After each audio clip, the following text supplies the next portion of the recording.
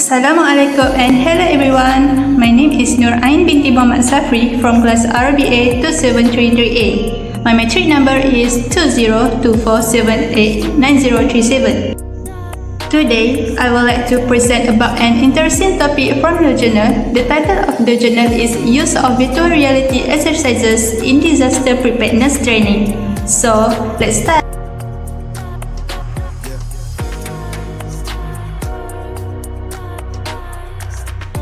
Despite many advantages, VR shows some sort of issues to be implemented in disaster preparedness training. One of the primary challenges in implementing VR-based training programs is the limited familiarity that leadership teams often have with the technology.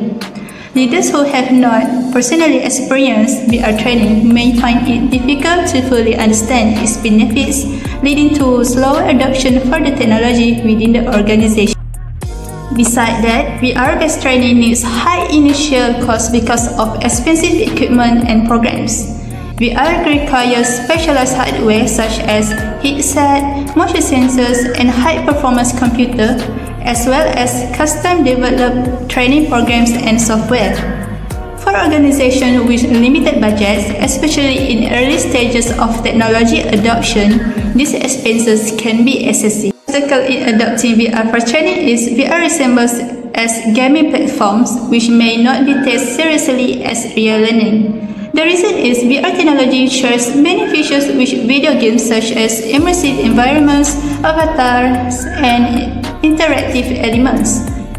Some stakeholders may view it as entertainment rather than educational tool. VR can be misunderstood as lacking seriousness, making it harder to align with corporate training. Lastly, while VR offers immersive and interactive environments, one of its limitations is the lack of genuine face-to-face interactions unlike the traditional in-person training sessions. This can impact the development of soft skills, teamwork, and interpersonal communication, especially in training scenarios where human dynamics and emotional intelligence play a crucial role. Next is the finding from this journal. Virtual reality exercises are found to be better in the formulation of disaster preparedness plans compared to tabletop exercises. Virtual reality exercises can be used as the primary means of creating a real-life-like experience in disaster preparedness training and prove, at least as better complementary to the tabletop exercises. It has many advantages over traditional real-life or tabletop exercises and are more cost-effective, but some drawbacks are still identified. One of the most effective ways to overcome leadership hesitancy toward VR training is by allowing them to personally experience the technology. Organizing interactive, hands-on demonstration sessions give leadership teams the opportunity to put on the VR headset and engage in simulated disaster preparedness scenarios themselves. Putting familiarity and trust in the technology at the leadership level is a critical first step towards successful adoption and integration. Second, to mitigate this cost, instead of spending a large amount of money to build a fully customized VR training program, organizations can begin with pre-made, ready-to-use VR training modules that are already available on the market.